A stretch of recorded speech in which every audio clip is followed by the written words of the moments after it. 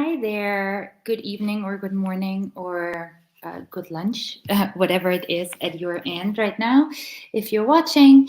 This is another series of my daily 10 minutes max fire talks. And today I just wanted to talk a little bit about unique selling points. I've been asking people recently on Indie Hackers and other platforms about their value propositions and their elevator pitches.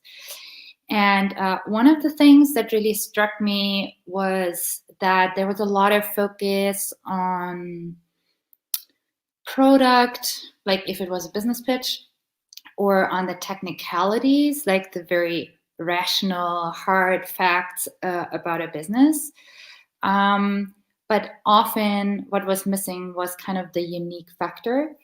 And so I think like maybe you've experienced that too, like when you look through conference pages where people have lined up or where people just post their pitch or the elevator pitch or their tagline or whatever it is. Somehow all sounds the same.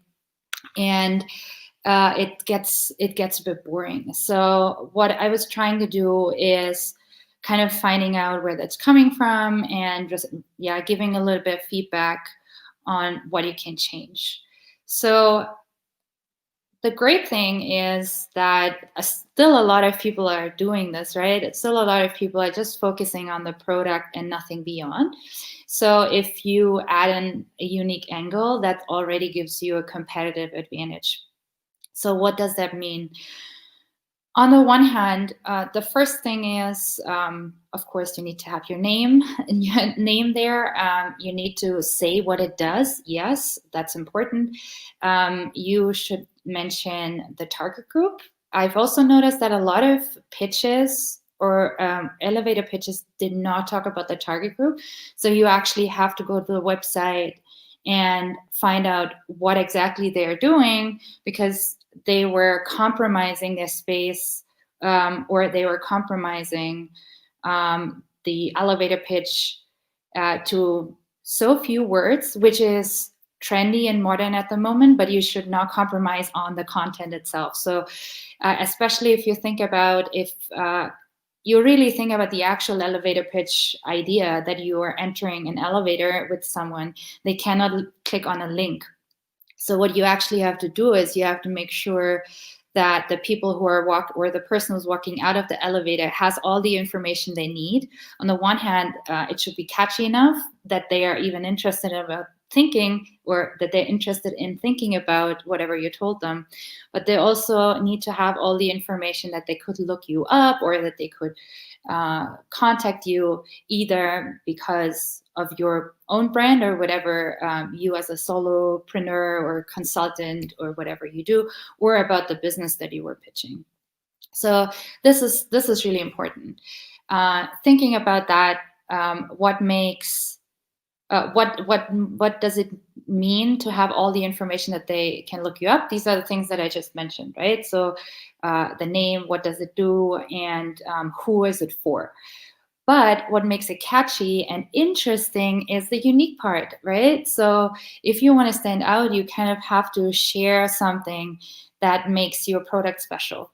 And making a product special does not mean saying I'm the fastest, I'm the most expensive, or the cheapest, or whatever it is. Like, these words, they are kind of generic, and I think it doesn't it doesn't do the job anymore. So now if you want to have a really good elevator pitch, you need to make sure that you figured out your USP before, like your actual unique selling point. And I've analyzed some of these, or I've analyzed a couple of LinkedIn profiles today. So you can check out my blog. I was looking at Neil Patel and I was looking at Jonah Berger. So he wrote that book, Contagious, and Neil Patel is the founder of Kissmetric and a lot of other awesome companies. Like, he is really the digital marketing person to go to. So I was looking at their LinkedIn profiles and just what USPs they have and what makes them so special, what makes people choose them, what makes people choose Neil Patel over other digital marketing tools or consultants, what makes people read Contagious instead of a lot of the other marketing books that are out there. And yeah, so it was a really interesting journey to take a look at that. So please check out my blog if you're interested. But what can you do for yourself? Like, what can you do to find your own USP? So one of the first questions that I usually ask is, what is the ideal testimonial that someone could write about you? So what would be written in there? And what are the things that people complimented you on so far? These are usually great hints. If you don't already know like why you're different from other people, these are great questions to answer. They hint you in the right direction. And so this is something that you could be asking yourself to kind of solve that problem. If you have a business, there's a little bit more research involved, obviously.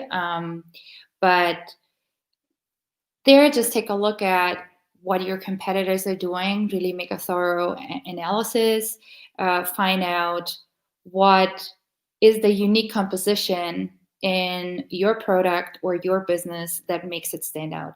So that can be, for example, the way the product is made, the story of the founders, the materials that are being used, or the journey that the company had, depending on if you have a physical or digital product.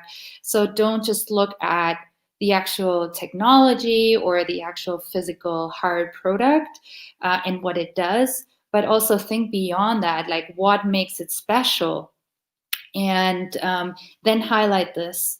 So it's really like, I think I was analyzing about 8 or 10 elevator pitches in the last week, and none of them had this unique aspect. And that's really what makes you stand out. That's kind of the pepper and salt to your pumpkin soup. I say pumpkin soup because I have pumpkin soup today. Yeah, so this is really kind of like the secret recipe. Just make sure that you take that time and think about your unique selling point and think beyond the actual, what the product does. Because this has to be in your pitch anyway, but that is not yet what it makes it unique. Of course, if you have like a totally new product that has never been there, like the electric car back then of course that's already it speaks for itself. But most of us are working on something that in one way or the other is already on the market, and maybe we have a little bit of variation or a new angle of approaching the problem.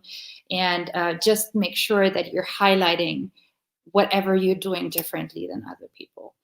Yeah, so I think I'm already at the end. If you want to learn more about branding, creating value propositions, elevator pitches, feel free to reach out to me on LinkedIn or Twitter, or write an email.